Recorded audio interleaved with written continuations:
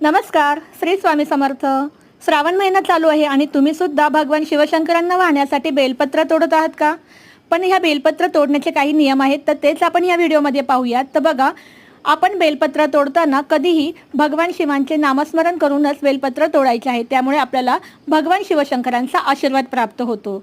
तसेच चतुर्थी, अष्टमी, नवमी, चतुर्दशी आणि अमावस्या या तिथींना चुकून सुद्धा बेलपत्र तोडायचे नाही. तसेच आपण सोमवारी भगवान शिवांची विधिवत पूजा करतो, मात्र सोमवारी बेलपत्र तोडायचे नाहीये. शास्त्रामध्ये असे करण्यास मनाई आहे.